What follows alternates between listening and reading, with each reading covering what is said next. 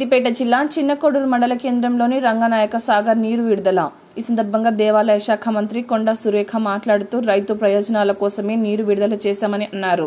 ఈ కార్యక్రమంలో కాంగ్రెస్ పార్టీ వివిధ గ్రామాల నాయకులు తదితరులు పాల్గొన్నారు. నీటిని విడుదల చేస్తూ రైతులకు ఒక సంతోషకరమైన కార్యక్రమాన్ని చేపట్టడం జరిగింది.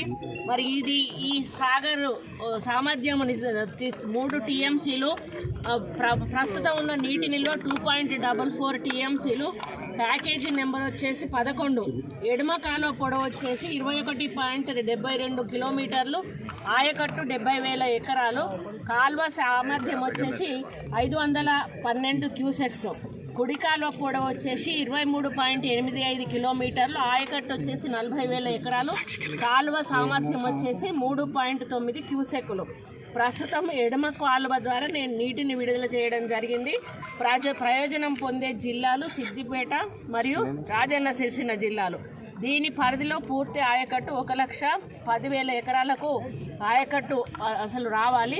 ప్రస్తుతం 42,000 ఎకరాల ఆయకట్టుకు మాత్రమే నీరు అందుతుంది.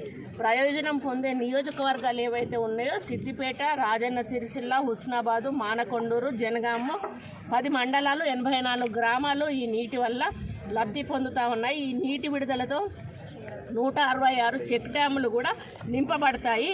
ఇంకా కొంత పని జరిగితే అనుకున్న లక్ష్యాన్ని సాధించే అవకాశం ఉంటుంది. కాబట్టి మా ప్రభుత్వము పూర్తి స్థాయిలో ఈ యొక్క ప్రాజెక్టును పూర్తి చేసి ఏదైతే టార్గెటెడ్ మన సప్లై వాటర్ ఉందో అంతవరకు కూడా తీసుకెళ్ళి 100% రైతులకు 1,10,000 ఏదో టార్గెట్ ఉంది. అట్లా టార్గెట్ రీచ్ అయ్యే వరకు కూడా 100% ఈ ప్రభుత్వము అభివృద్ధి పనులు చేపడుతుందని ఈ సందర్భంగా తెలియజేస్తాము.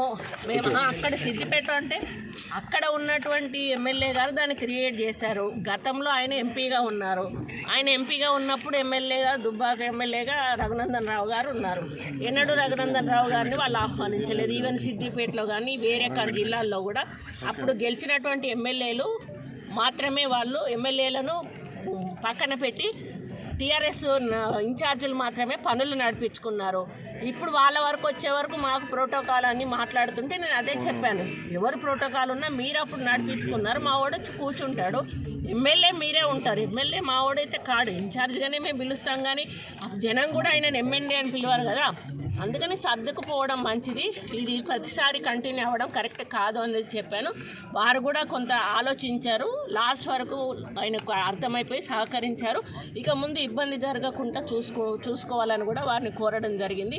ఎందుకు అనంటే ఇట్లా కొట్టుకుంటూ పోతే ప్రజల విషయంలో ఇది పద్ధతి కూడా కాదు. మేము వచ్చింది మంచి ప్రజలకు ఒక సేవ చేయడానికి, ఒక మంచి కార్యక్రమాలు అందించడానికి వచ్చినప్పుడు చిన్న ఇష్యూని తీసుకొని అక్కడ మన నాయకుల మధ్యలో గొడవ పెట్టించే కార్యక్రమం చేయడం కరెక్ట్ కాదు అని వారి వేదిక మీద నుంచే నేను రిక్వెస్ట్ చేయడం జరిగింది. తర్వాత వారు మంచిగా సహకరించారు.